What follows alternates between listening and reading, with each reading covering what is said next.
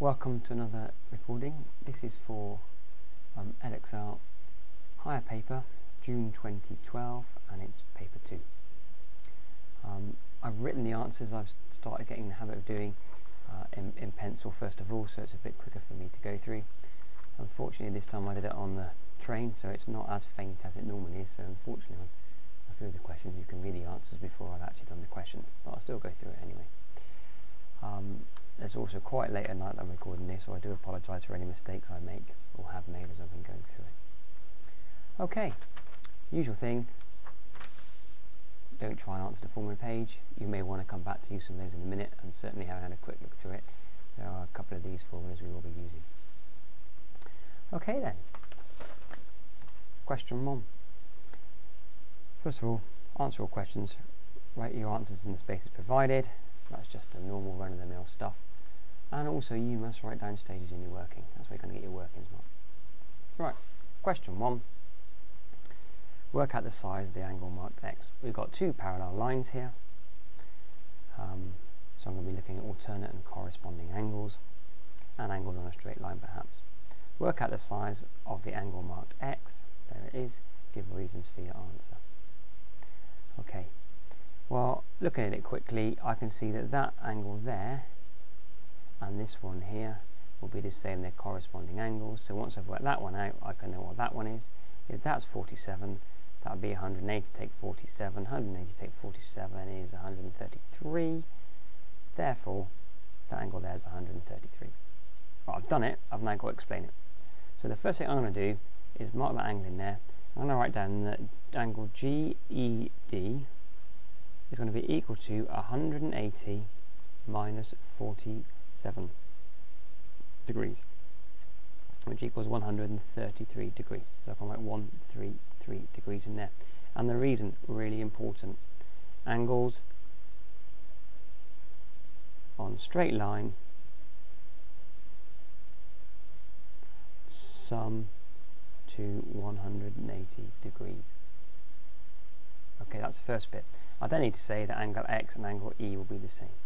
So X equals GED, which I've already worked out and explained why, which equals 133 degrees. And the reason for that one is these two angles, angles correspond. That's the key word there, is correspond. So my final answer down here needs to be 133 degrees.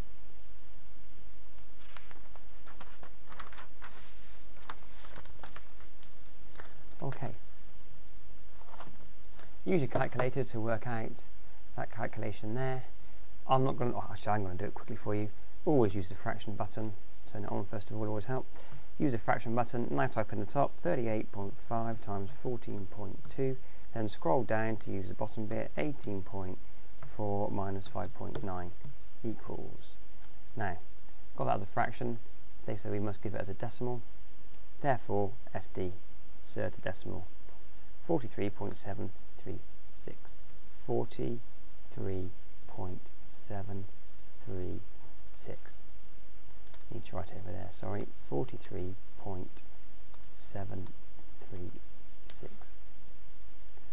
Write your answer part A correct to one significant figure. So I can only have one digit of value other than 0.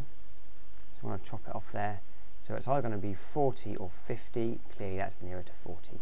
So my answer there is 40. Right, number 3. Pradeep wants to find out how much time people spend playing sport. He uses a questionnaire. Sorry, he uses this question on the questionnaire. How much time do you spend playing sport? Boxes 0 to 1, 1 to 2, 3 to 4. Okay, write down two things that are wrong with the question. Let's just remember the TOWN acronym. TOWN, need a time limit on your question. Overlap, this is where you ask the question and you also do none response. That's the one I like to use. So first of all, is there a time limit? How much time do you spend playing sport? Is that a day, a week, a year? So the problem there is no time limit, stroke interval I call it, given. question. And the second problem for me quite clearly is it 0 to 1, 1 to 2. Someone says 1 hours, do you put them in that box? Do you put them in that box? So the answer is the boxes overlap. That's the other problem with it. Okay, so I identified two things that are wrong with there. I said two things. Don't go writing down the third. No point at all. If anything, you'll lose marks rather than gain any more. So just want two things. You've done two things. Part B. It's on a better question for Pradeep's question to find out how much time people spend playing sport. Well, this is a gift of a question because you've already thought about it all up there. So I'm just going to go for how much time each. Now I'm going to solve that problem of not having a time limit by writing each week. Do you spend playing sport? 0 to 1 hours, 2 to 3, now my box doesn't overlap, 4 to 5, and actually I've made a mistake here when I was doing this on train. Of course it can't be 5 to 6, it has to be 6 to 7, and here I can write more than 7 hours. I guess if I'm being strictly true, I need to write all those hours in there, and it may help to draw some little boxes just to neaten it up, but that's really just making it look pretty. Question there. How much time do you spend playing sport? How much time each week do you spend playing sport? Now, my English sheet's really cross, don't forget it's a question, but a question mark. There we go.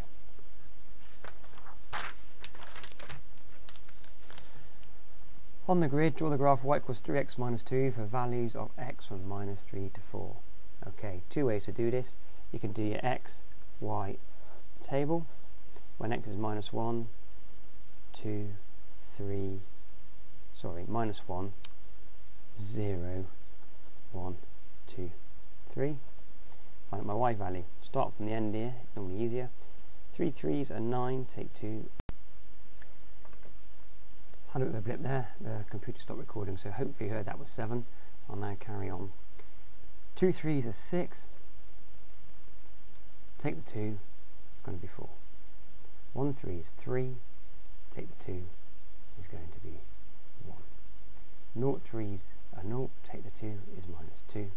Minus 1 times 3 is minus 3. Take another 2 is minus 5. I could then plot my points and get the straight line. So minus 1, minus 5, 0 minus 2, 1, 1, and so on. Get that straight line. And with the ruler drawn through it. The other way, which may be quicker, is to look at the gradient intercept method, which I know lots of you have learnt. So I'm going to go for intercepts at minus 2. That's my first point. And then the gradient is 3. Now be careful. It's not 1 along, 3 up, 1 along, 3 up, 1 along, 3 up, because 1 unit along here is actually 2 squares. They've been a bit nasty to put in there. So 2 squares along, 3 up. That is actually 1 unit along and 3 up, because it's going up 1, 2, 3 from minus 2 to 1. Again, 1 along, although it's 2 squares, it's actually 1 on the scale, 3 up. 1 along, 3 up. And there's my line. Grab my ruler and just neatly draw through those. If you finish the exam early, I guess you could use both methods and check they're right. But there we go. That's y equals 3x minus 2. Personally, I prefer the intercept method because it's so much quicker. Okay, Mr. Weaver's garden is in the shape of a rectangle. In the garden, there is a patio in the shape of a rectangle. And 2 ponds in the shape of circles with diameter 3.8. The rest of the garden is grass, so all this grey area around here is grass. Mr. Weaver is going to spread fertiliser over for the grass. 1 box will cover 25 metres squared. How many boxes does he need? You must show your working. Here we go then. So the grass area, that's going to be equal to 17, take away that 2.8 that was the patio down here, so this distance here, times by 9.5. I've then got to subtract the 2 circles from that. I've just written that down there to set out my method how I'm going to do it. I can then work out that this is 14.2 times by 9.5, and then I've got to take away 2 lots of, for 2 circles, pi r squared. Now r is the radius, so it's from the centre to the edge, that's 3.8. Half of 3.8 is 1.9, so times 1.9 squared. Put all that into my calculator. I'm not going to do that for you because it's not already. That gives you 112.217701 metres squared. Okay, the only thing I'm going to show you on here quickly is if you want to enter pi, don't forget shift, turn it on, shift and that button there gives you the pi. And if you want to convert that to a decimal, you need to press the SD button. SD button 3.14 and so. Okay, right. How many boxes does he need? He didn't ask me what size of the graph was. I need how many boxes. So I'm going to write down that 4 boxes covers 4 times 25 metres squared, which equals 100. That's too small. 5 boxes covers 5 times 25 metres squared, which equals 125 metres squared. So we require 5 boxes. There we go. Okay. Potatoes cost £9 for a 12.5 kilogram bag at the farm shop. The same type of potatoes cost £1.83 for a 2.5 kilogram bag at the supermarket. Well, the potatoes better value at the farm shop or at the supermarket, you must show your work in. Okay. Well, best value is the lowest cost per kilo. So I want to work out the cost per kilo, or the cost per mass. So I'm going to do the pounds divided by the kilograms, or pounds divided by kilograms. At the farm and at the supermarket. Was it the farm or was it supermarket? It was supermarket. Okay, so in the farm case it's 9 divided by 12.5. And in this case it's 1.83, £1.83 divided by 2.5. Okay, this one here works out to be, if you use a calculator, 0.72 pounds per kilo, and this one works out to be 0.732 pounds per kilo. Which was better value? This one is less cost per kilo, so it's better value. So the farm shop is therefore better value. Okay, now you can get into semantics here and say that actually you may not want 12.5 kilos. That's a fair old size bag, 12.5 kilos. If you're only cooking 1 meal, you probably 2.5 is more than sufficient. It's only better value if you eat them all. If you go and spend £9 on 12 kilos and leave 10 of those kilos to go rotten, you're better off starting off with just 2.5.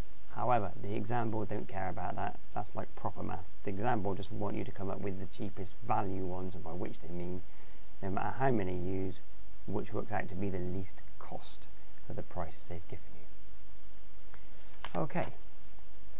Scatter graph shows some information about 8 cars. For each car it shows the engine size along the bottom there and the distance in kilometres here. Okay. What type of correlation does a scatter graph show? Well, it's going down, so that's going to be negative. A different car, the same type, has an engine size of 2.5 litres. Estimate the distance travelled on 1 litre of petrol by this car. Okay, need to draw my line of best fit. It'd probably be better if I had a clear ruler, but I'm just going to go for it there. That wasn't too bad, was it? Okay, that's my line of best fit done. Sometimes, you know, you might draw your sausage and put the 2 things at the end, but that's clearly a line of best fit. Estimated distance travelled by... Okay, I'm just going to be clear here that I know that 1 square equals 0.1, 0.1, 0.2, 0.3, 0.4, 0.5, 0.6, 0.7, 0.8, 0.9, 0.1. So each square along there is 0.1. What's it going at this side? 0.1, 0.2, 0.3, 0.4, 0.5, 0.6, 0.7, 0.8, 0.9. Well, that's no good because I've got 0.2s. So my little square there equals 0.2. That's really important now, so don't make a silly mistake. Okay, a different car of the same type has an engine size of 2.5. So engine size 2.5 is there. I'm now going to read up from my graph onto my line of best fit and read across. Well, that worked out quite nicely. come out exactly at 11. So the answer there is 11 kilometres. Don't need to write kilometres, it's already written for me.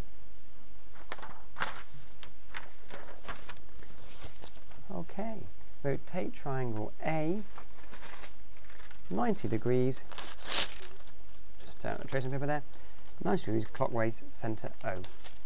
Okay, trace it. First of all, may help to use a ruler, but I'm just going to go for it like that. There we go. The centre is O, so that's the centre. Put on my north line so I know if I've gone. Right, north.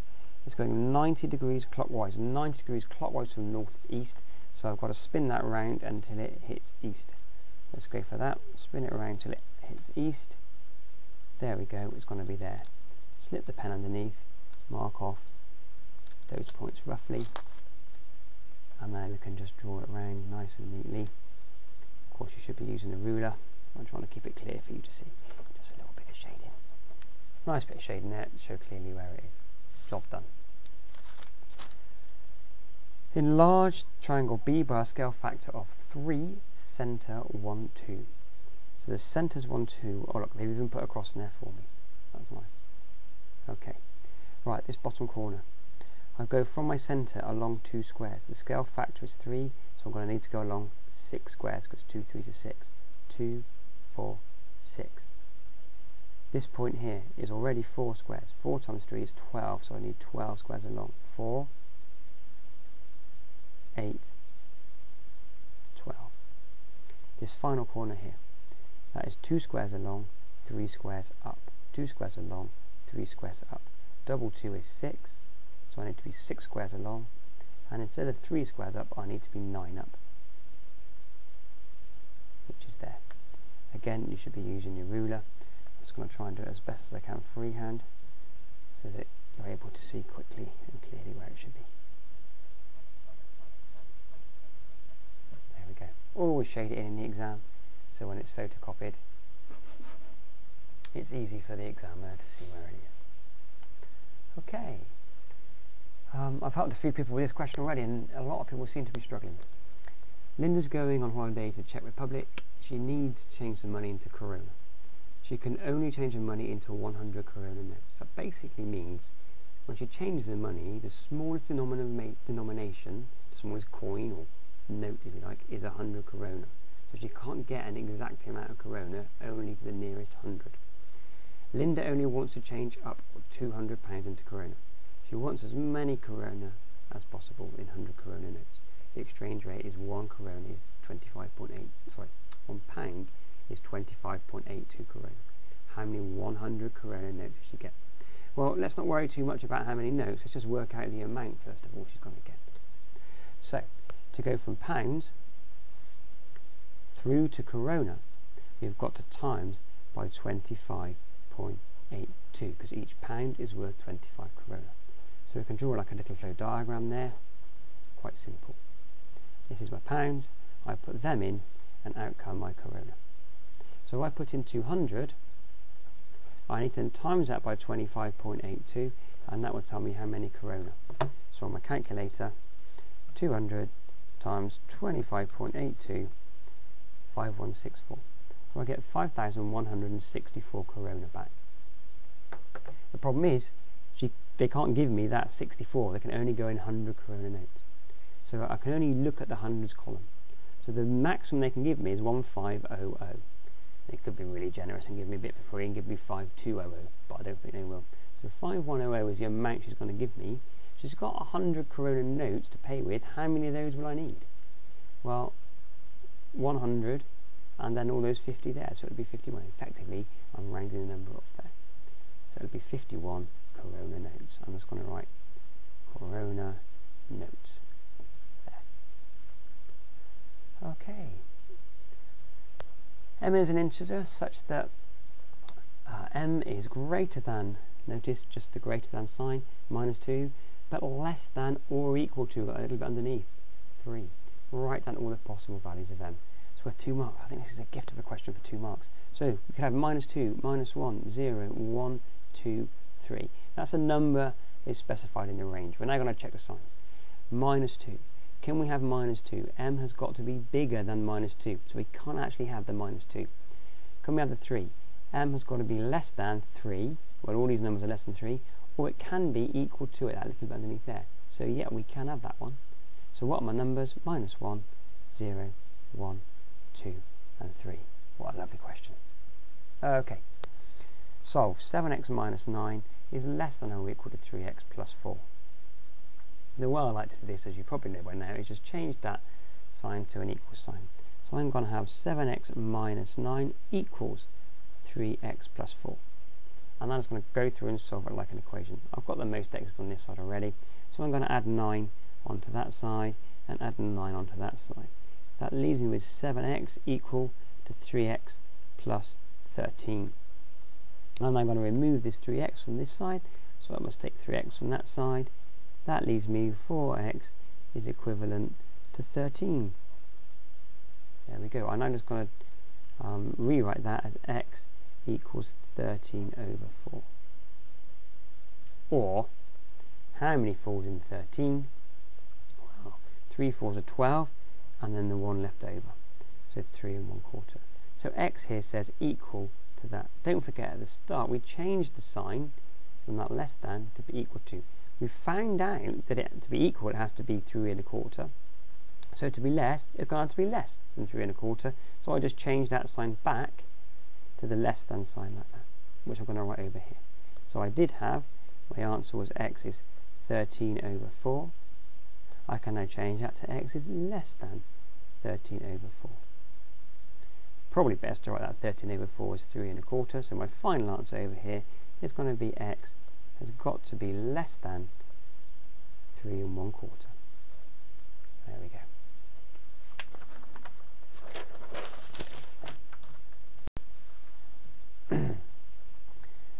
Okay, the equation x cubed minus 6x equals 72 has a solution between 4 and 5. Use trial and improvement method to find this solution. Give your answer correct to 1 decimal place. You must show all your working. In terms of an exam question, I love these questions because they're so straightforward and easy to do. In terms of actually doing them, I hate them because they take a while and it's a lot for you to watch. But I'll show you anyway. So, we know it's x cubed minus 6x equals 72. And we know it's between 4 and 5. I'm just going to start with 4.5. So the first thing I'm going to do is write what x is, and then I'm going to write what x cubed minus 6x is. Set up as a little table if you want. Don't have to do it as a table, you can just do it as arrows going across. So when x is 4.5, I've got to work out what it is. Turn my calculator on. It's x cubed, so 4.5 cubed minus 6 times 4.5. I'm just going to double check that because I'm going to keep this in here all the time. So it's cubed, take away 6 times it. 4.5 cubed, take away 6 times it. Done. That gives me, let's SD it, 64.125. I'm aiming for 72, that's my target. That is too small. That's my Goldilocks column here. Let's go for 4.6. Now, rather than type it all in again, use the replay button on your calculator. So, top of the replay takes you back into the question. I don't want 4.5, I want 4.6. And don't forget to change that second as well. That's such a common mistake. People forget that second change. That comes out to be 69.736, which is too small again. Let's try 4.7. Again, use your replay button. Let's do that one to 0.7, and that one change it to 0.7. Whoa, too much now. 75.7, sorry, 623. That's too big. Okay, so we know it's between these two now. We've identified it's between these two. We now got to work out which one is nearer to. Now the proper way to do this is to work out 4.65. However, understanding that's quite complicated, so we're just going to leave that a minute and just use our mouse here and say, let's hope we get it right. 69.736, I'm aiming for 72, so the first thing I'm going to do now is 72 subtract that 69.736. That's given me a difference of 2.264. Let's just drop that down there, 2.264. The other one was going to be 75.623. Subtract, well, you should know this really without having to do this, 72. It's going to give me 3.6. So the 75, well, that's further away, so this one here is nearest. So that's the nearest. Okay, so my answer here is going to be 4.6. Now, I've got 3 marks so far. I want the 4th mark. They really like you to evaluate this 4.65, because the proper way to do it is to know whether at 4.65 you're near it or not, and then if you're nearer to, if it's big here, then it must be that one. If it's big, small there, it must be this one. That's quite a complicated thing to understand, but it's the proper way to do it, and you ought to know how to do it. But in terms of being sure in the exam, it's probably easy to do what I've shown you, and then to get that 4th mark, you're just going to go back to the start and type in 4.65. 4.65 cubed, take away 6 times 4.65. Just check I've typed that all in correctly. I have equals 72.6446, which is too big. Okay, basically you said at 4.6 is too small, and now at 4.65 it's too big. So the answer must be somewhere between 4.6 and 4.65, not between 4.65 and 4.7. Anyway, there you go, that's the way to do it to get those marks. The probability that a biased dice will land on a 5 is 0.3. Megan's going to roll a dice 400 times. Work out an estimate for the number of times a dice will land on a 5. Well, the probability is 0.3.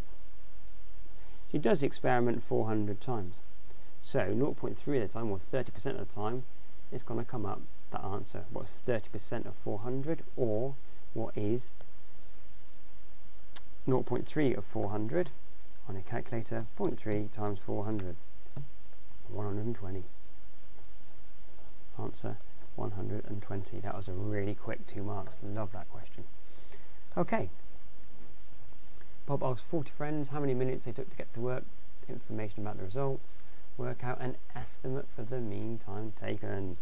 Lots of you know I like to remember TAD for that, which is times, add, and divide when I'm estimating the mean. It's an estimate because I don't actually know the exact times. So the first thing I've got to do is work out the midpoint of each of these. 5, 15, 25, 35, 45.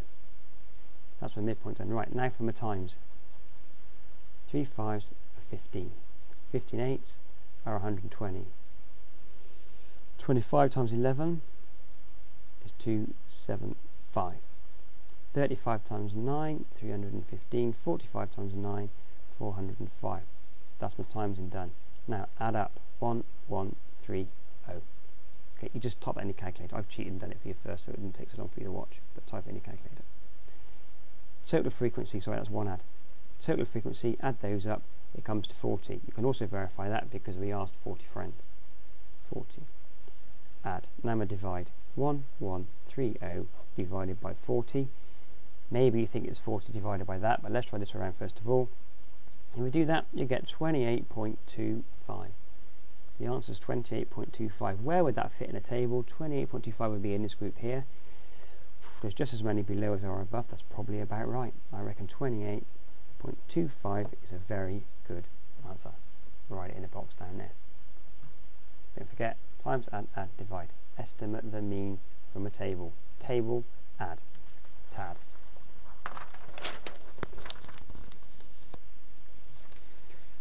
Okay, expand and simplify. P plus 9, PU minus 4. I always like the grid method. You may do the foil or happy face method. I teach all my students this method because I like it, because they use it for their multiplication of big numbers. They can also use it for this method, and even better when they come on to do some difficult, not difficult, but some very interesting A-level maths, and the same method when they're dealing with irrational numbers, sorry, imaginary numbers as well.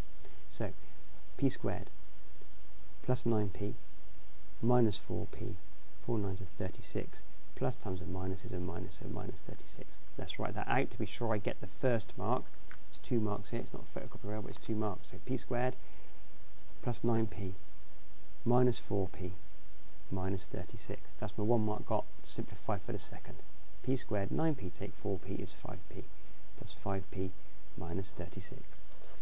Let's just write it neatly here. P squared plus 5p minus 36. Let's solve this equation. Right. All of this side has been divided by 3. That whole line is divided by 3, and that's what's making this look like a nasty equation. So the first thing I'm going to do is times both sides by 3. So 5w minus 8 is equal to 3 brackets 4w plus 2. I've now times both sides by 3.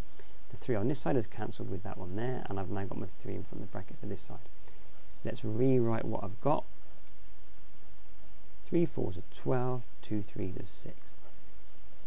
Okay, I've got most w's here already, so I'm going to take the 5w from this side. 5w subtracted, 5w subtracted.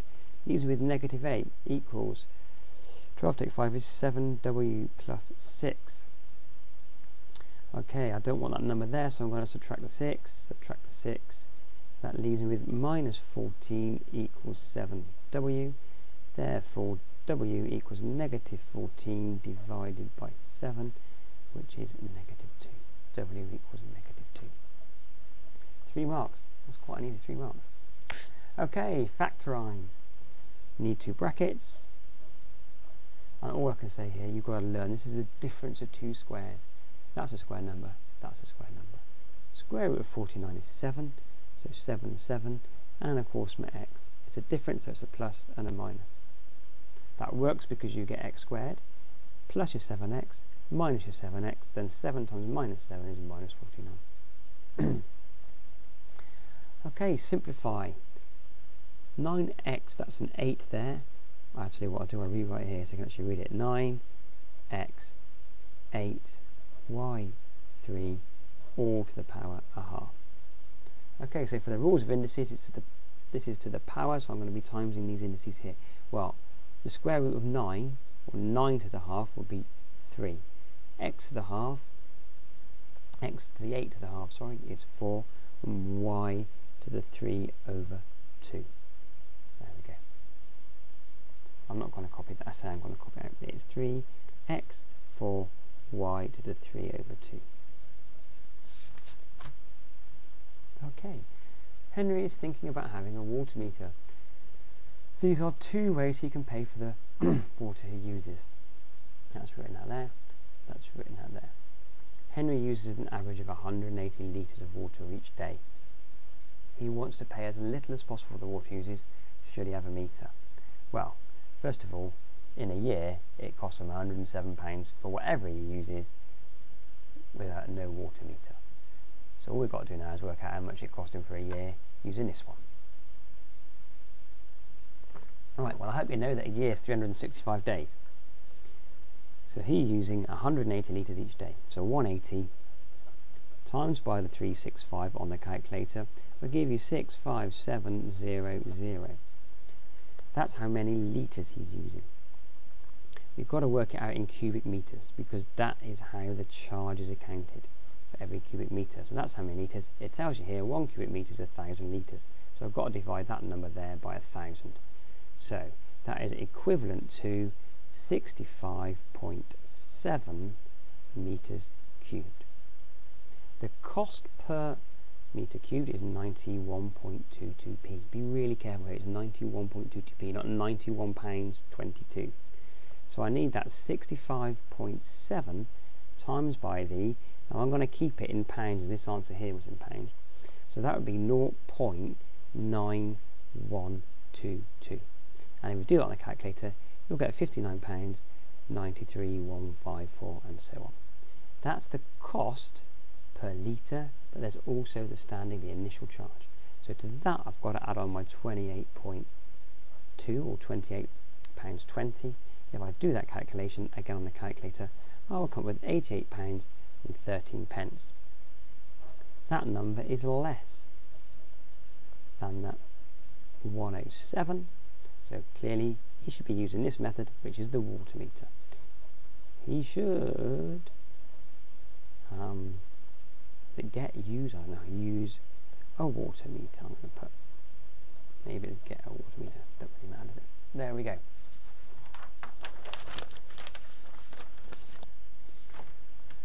Okay.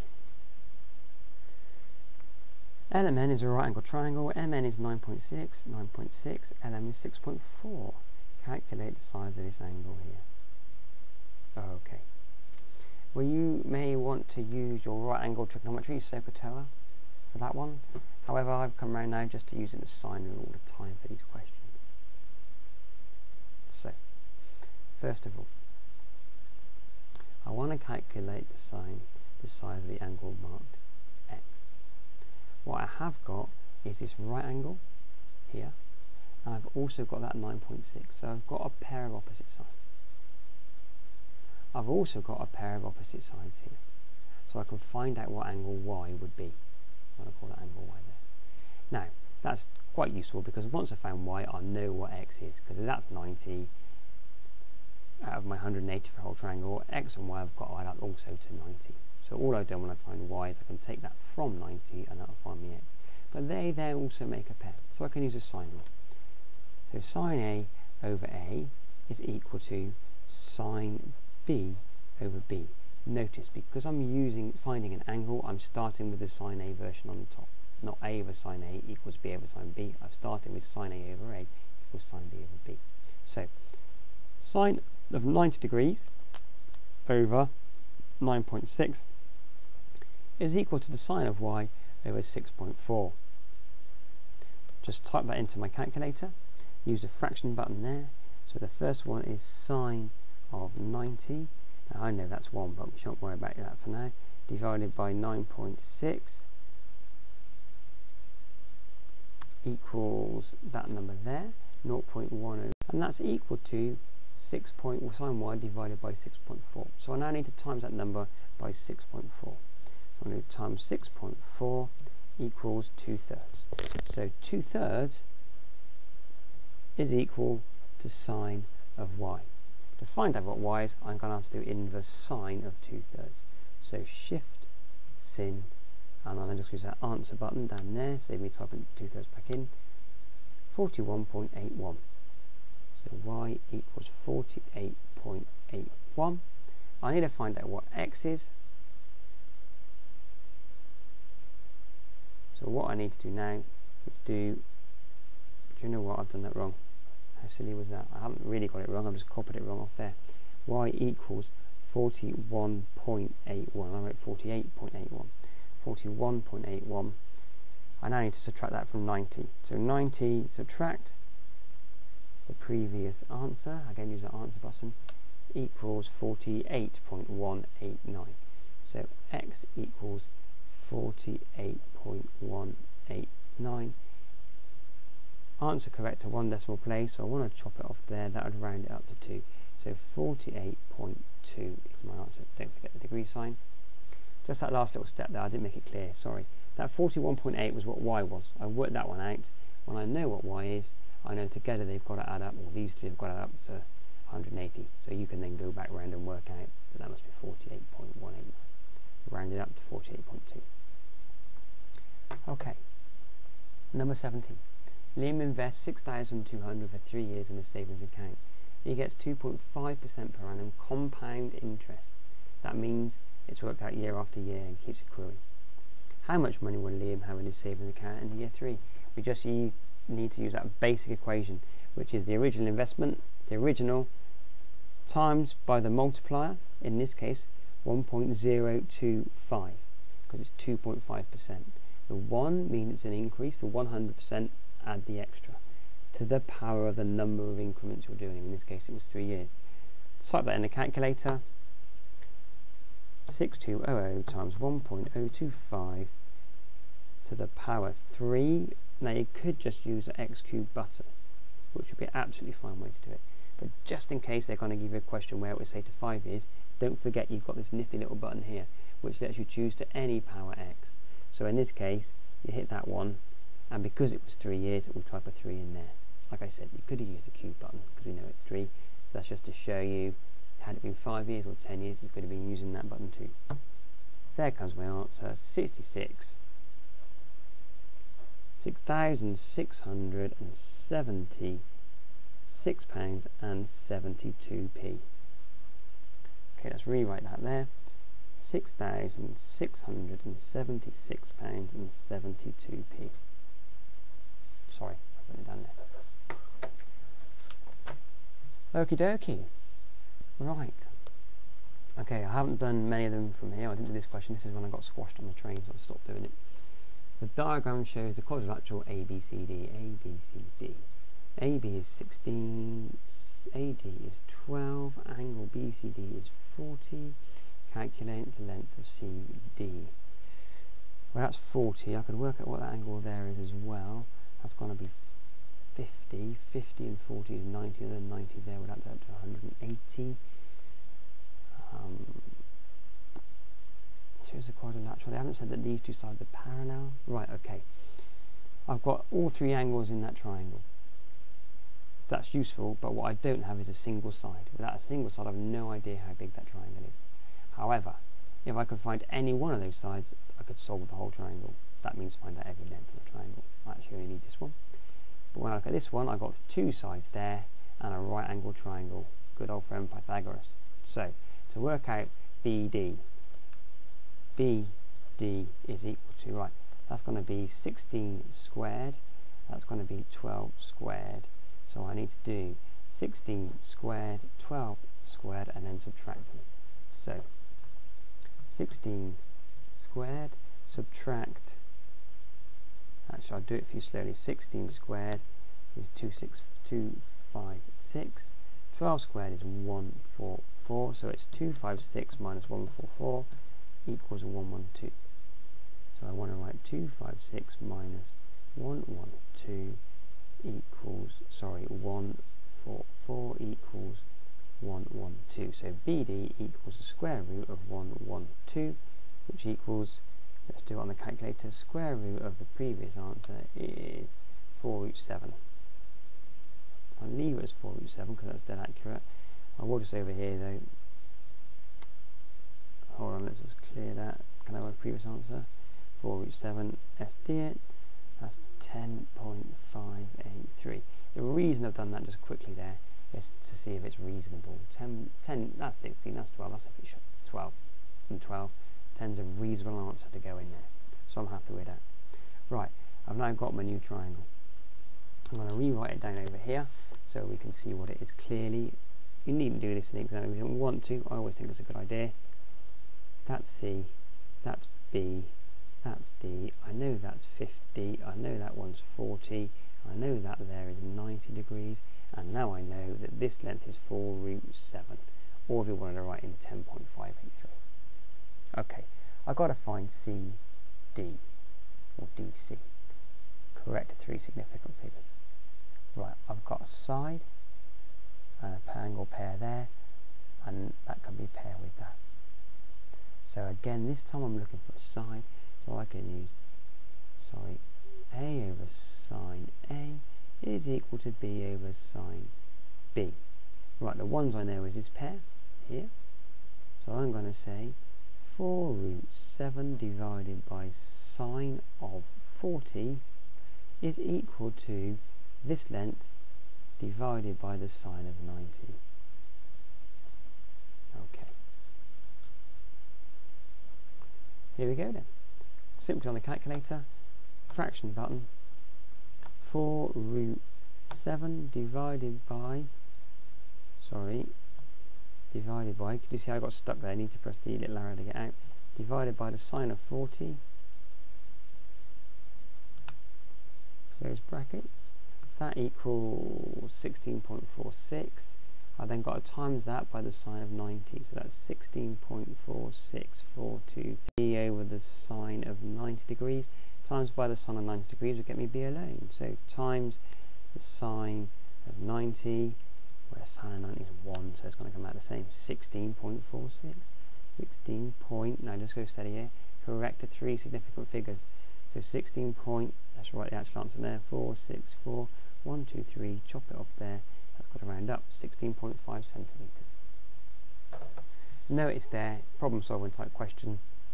They're asking about this triangle. You didn't have enough to solve that triangle, you had to refer to the initial triangle, work something out from there, use that. When you've got that number, you're able to plug it into that one to get your final answer. It's called a two-step problem. Step 1, find that length. Step 2, use it to find this length. Classic question. Not too hard either, really. Okay.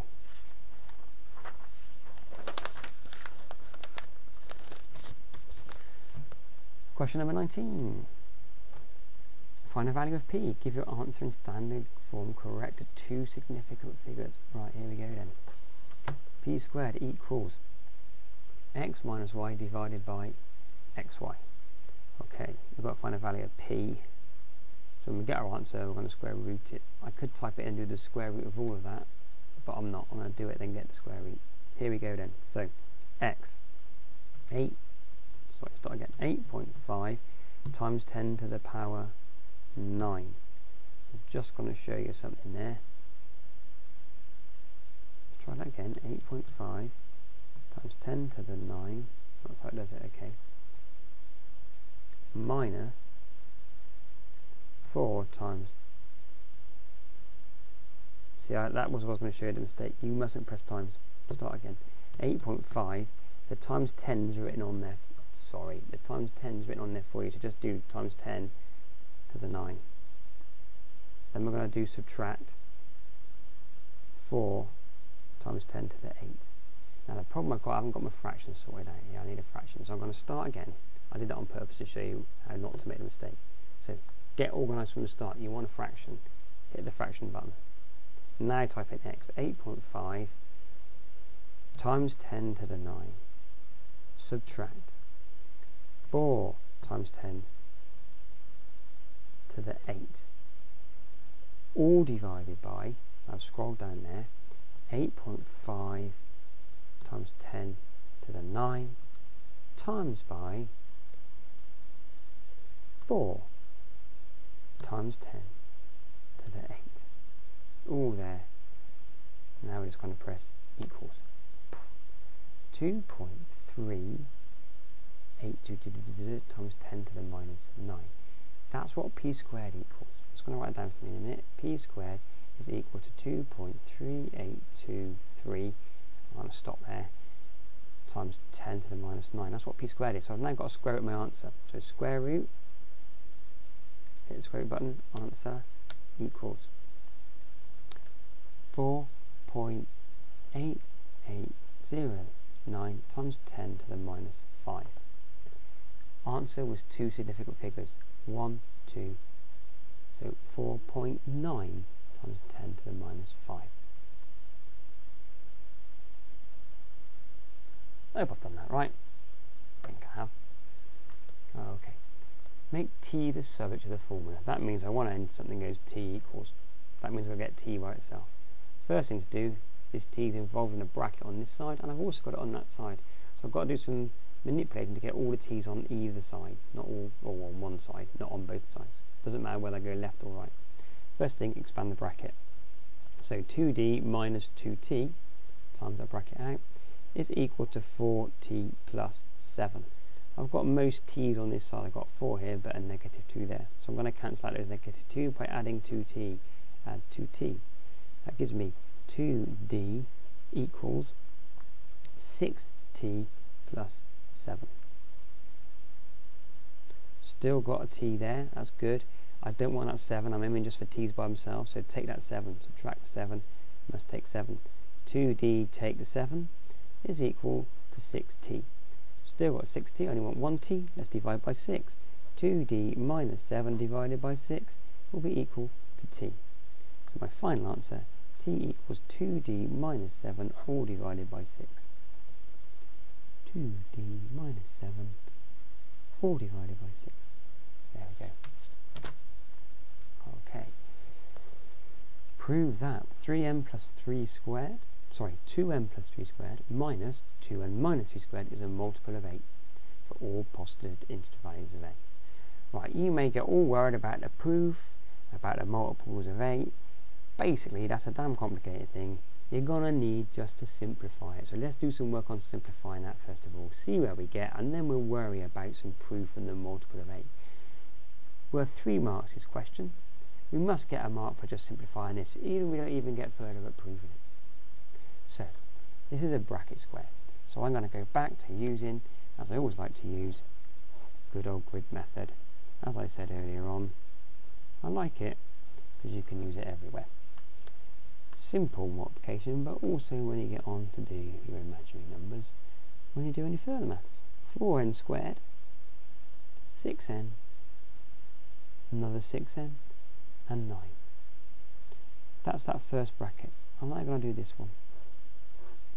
This is 2n, subtract 3, or minus 3, 2n minus 3. 4n squared minus 6n minus 6n, minus times a minus is a plus, so it's plus 9 this time. Okay, so in this one here, I've got 4n squared plus 6n plus 6n plus 9, and it's all of that, take away all of this, which is 4n squared minus 6n minus 6n plus 9. I'm going to rewrite these down here. So the first one, 4n squared plus 12n plus 9, that's the first bracket. I'm then going to rewrite this one here underneath, so I can just easily do a subtraction sum. 4n squared minus 12n, and then it's plus 9, and they're subtracting each other. 4n squared, take 4n squared, is nothing. 12 minus minus 12, I'm taking that 12 out, so it's going to increase it. 24n, 9 take 9 is 0. So all of this here equals 24n. So I can write that 2n plus 3 squared, 2n minus 3 squared, all that equals 24n. Now that's quite nice, because straight away I know 24 is in a 3 times table. So I can write that 24n is equal to 3 times 8n. So for any integer of n, it will be a multiple of 8, because it's always got an 8 in it. If n is 1, suddenly you've got 8n, a multiple of 8. If n is 200, you'll have, why do I say that? 200, you'll have 100 and 200, 2 8s, 1,600. 1,600 n. Anyway, make my life difficult there.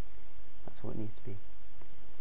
Solve 3x squared minus 4x minus 2 equals 0. Oh, nice question. Don't forget at the front here, sorry I say a nice question, because it's really quite straightforward. Right at the front of the paper, we had the formula, and there's the quadratic formula. ax squared plus bx plus c equals 0. Then the solution is x equals minus b plus or minus the square root of b squared minus 4ac all over 2a, which you probably know off by heart. So let's write it here. X equals minus b plus or minus the square root of b squared minus 4ac, all of that over 2a. A is equal to 3. B equals negative 4. And C equals negative 2. Now I said it was a nice straightforward question. It made it a wee bit more difficult by putting these minus numbers in. Let's just rewrite this. So it's minus minus 4 plus or minus the square root of minus 4b squared minus 4 times brackets a, which is 3, times brackets c, which is negative 2. Square root of all of that divided by 2a, 2 times 3. Down to the calculator now. Let's try and put it somewhere where I'm not going to get too much. I'll move that to there and that one to there, and there's not too much shine reflection on the screen for you. So let's go for it. It's a fraction overall. Put a fraction in. So we're looking at negative minus brackets minus 4 close brackets. I'll do the plus one first of all, plus the square root of brackets negative 4 squared minus 4 times 3 times negative 2, and all of that I need to get to the bottom somewhere if I can. Keep going that way, sorry. All of that is divided by 2 times 3. There we go. Press equals, and the answer is 2 plus the square root of 10, all divided by 3. Answer correct to 3 significant figures. So I now need to SD that, and that gives me 1.72075922. That's one answer. If I now go back to replay it, there we go, I can go all the way back, all the way through my formula, and instead of having the plus a square root, I've lost where the cursor is now, I can't see it in the dark here. Oh, it's just there, there we go. Keep scrolling through there. Now it's in front of the plus. I'm going to delete that and change that to a minus. Press equals again, SD it again, or minus 0.387425. So there are my two answers, x equals that or x equals that one there. Sorry, I didn't choose to write that down. I've got to do them both to see 3 significant figures. So 1, 2, 3 doesn't round up. So 1.72 or 0, 1, 2, 3 significant figures. 0.387 doesn't round up, and it was negative. There we go. Okay. Hope I got that right. I think I've typed it incorrectly on the calculator there. Okay. Max wants to take a random sample of students from his year group. Explain what is meant by random. Random just basically means everything has an equal opportunity of being selected. There's no pattern to what you're doing. So I would just say, explain as what is meant by a random sample. It is a sample where every student, I'll put it in this case, has an equal probability of being selected. Describe a method Max has used to make his random sample. Well, the first one I did is I started talking about giving every student a number and then using Excel to get it.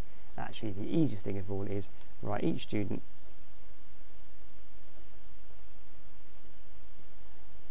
on a small piece of card, place in a large envelope, and select without looking. I think that'd be absolutely fine. Okay, the table below shows a number of students in 5 year groups at a school. Lisa takes a stratified, stratified sample of 100 students by year group. Work out the number of students from year 9 she should take. Okay, so stratified means you take it proportional to how many are in each year group. So in year 9 there's 239. But I need to know it's 239 out of how many students altogether. So I'm now quickly just going to add up, using the calculator, I'm going to add up how many students are in a school. 239 plus 257. Now notice, each time I do this, I look and double check I've typed the right number in. So easy to make a mistake. 248 plus 190 plus 206 plus 206. All of that equals 1148. So there's 1,140 students. So the proportion of the whole school, that is year 9, is 239 out of 1140. Now to be a fair stratified sample, the number of students x must be the same proportion out of the 100 she is choosing. So now we're just on the case of simple equivalent fractions. What do I do to get from there to there, from 1140 to 100? Well, it's 100 times by 100 divided by 1140. 100 divided by 1140 equals 5 over 57. Let's leave that as that, so it's times by 5 over 57. If you want, you could use that decimal. So to keep my fraction equivalent, whatever I do that one to the top, bottom, sorry, I must do to the top. So I've got to times that by 5 over 7 as well. Sorry, 5 over 57 as well. So I'm going to use the memory of the calculator there and just do 239 times by that previous answer equals 1195 over 57. What's that? That's 20.96.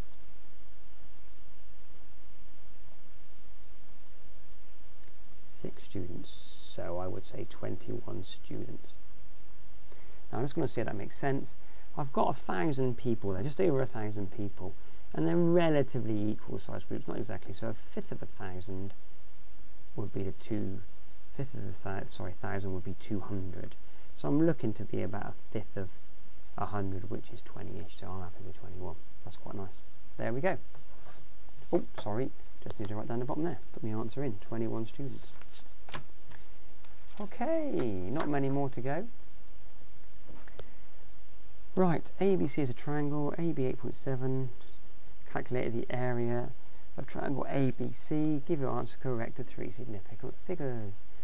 Okay, the form of the area of triangle is a half AB sine C. And again, if you didn't remember that, just getting it for you now. It is in your formula page. Down the bottom there, area of a triangle, half AB sine C. Okay. Notice I need 2 sides. I've only got 1 side in this triangle here.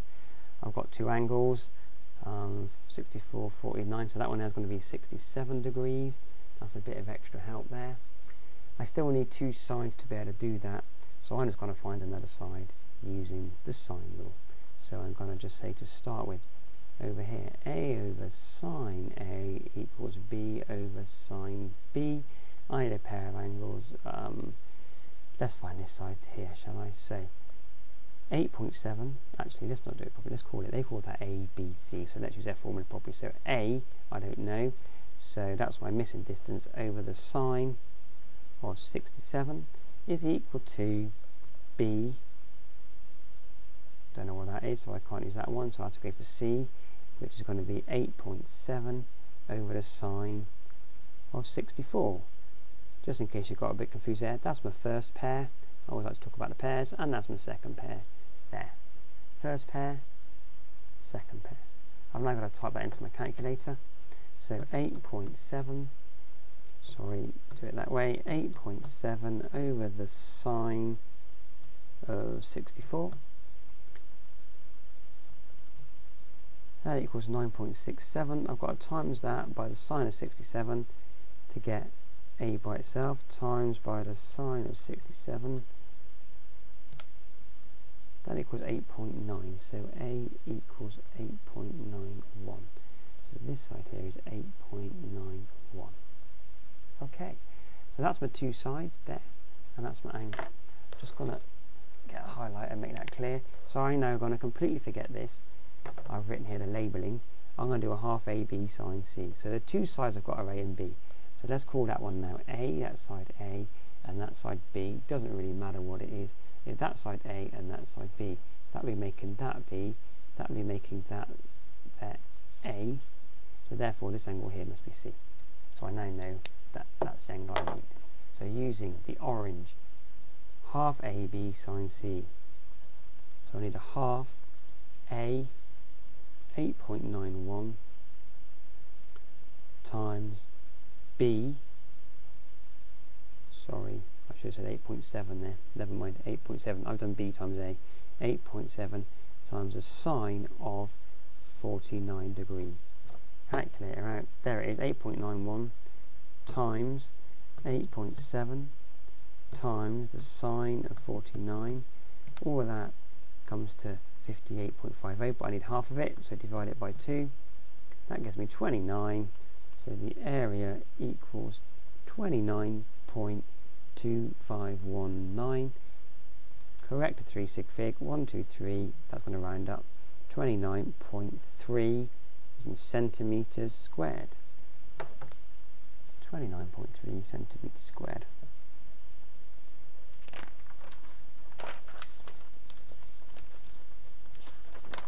Okay, 2 questions left. Right, I'm getting near the end of the paper. It's going to be quite tricky, I expect. Caroline has 20 biscuits in a tin. She has 12 plain, 6 chocolate, 3 ginger. Caroline takes 2 biscuits at random. So she's putting around in, taking one, putting around in, taking another. Work out the probability that 2 biscuits were not the same type. Okay, there is a clever way of doing this. It's quite complicated to understand if you're not sure about it. I always like a tree diagram method. It can be a bit slower. If you're methodical, it works.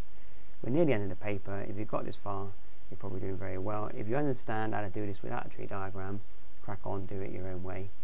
There's nothing wrong with that, but I'm going to show you the tree diagram way for those of us that want to do it nice and slowly and methodically. So, pick a plain chocolate, chocolate or ginger. There's 20 in the box. 12 add 5 add 3 is 20. So plain chocolate is going to be 12 out of the 20. Plain chocolate, plain biscuit. Chocolate is going to be 5 out of the 20, and then the ginger is 3 out of the 20. Regardless of what she's picked the first time, she has a second random pick. So, plain chocolate, ginger. Plain chocolate, ginger. Chocolate, ginger. Plain chocolate, ginger. Okay. Right. Clearly, 1 biscuit's gone, so everything now is going to be at a 19 because we are 1 biscuit down. So I'm just whipping down here quickly and reminding myself that every single one of those fractions is going to be at a 19. She started with 12. She took a plain, so the plain, there's only 11 of them left. There's still 5 of the chocolates remaining and 3 of the gingers. If she took a chocolate on the first pick, she's got all of 12 plains remaining. She's down now to 4 chocolates, but she's still got 3 gingers. If she took a ginger, she's still got all the plains. She's still got all the chocolates, but she's 1 down on her gingers. There we go. That's worked out. I can now quickly write down, this is a plain option, ginger. This is chocolate, plain, chocolate, chocolate, chocolate, ginger. Ginger plain, ginger chocolate, ginger ginger. Okay, work out the probability that the 2 biscuits were not the same type. I could be clever and work out if they were the same type and then take it away from 1, which you might want to do at this point, but I'm going to stick with my methodical method so it's easy for you to just follow through as a routine. So first of all, which ones can I have? I'm going to use a highlighter here, that are not the same.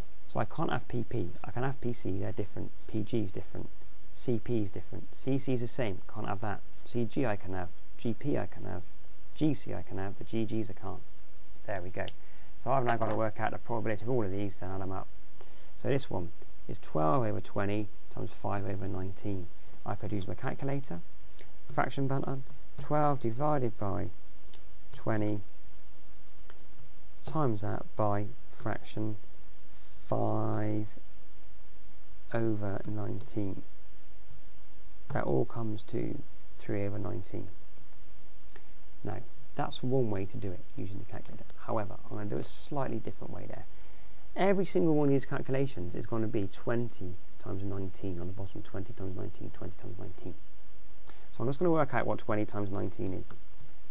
380. Okay. So I know that every one of these answers is going to be something out of 380. I'll show you why I'm doing this in a minute, because it makes it a lot easier to add up at the very end. Now I had 1, 2, 3, 4, 5, 6 options. 1, 2, 3, 4, 5, 6 fractions ready to go. Here we go then. Plain chocolate. 5 12s are 60. 3 12s, 36. Chocolate plain, 5 12s are 60. Can't have that one. 3 5s are 15. 3 12s are 36. 3 times 5 is 15. Now what's nice about that is I can see I've got a pair of 60s, a pair of 36s and a pair of 15s, so I'm probably right there. Add these fractions up. 60 over 380 plus 36 over 380 plus 60, well they're all over 380, got a common denominator. Let's just add those tops up. 60 plus 60, that's my first pair, plus 36 plus 36, that's my 36 pair, plus 15 plus 15, all that comes to 222. So the total is 222 out of my 380. Okay, so I'm going to do 222 divided by 380 equals 111 over 190. That's my final answer. Work out the probability that the two biscuits were not the same type. Not. I'm happy with that. I think that's right. Hope it is. That's a very systematic way of doing it. It's worth 4 marks. If I haven't made a silly mistake somewhere, then the rest of my work is really good.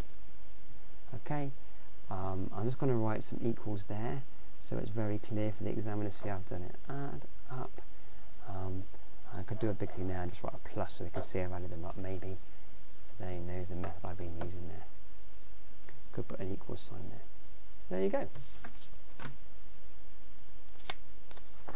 The very last question. Okay, my favourite question of all on a paper. I just love these vectors questions because I think they're in there as a tough question, but with a bit of method, they're really simple.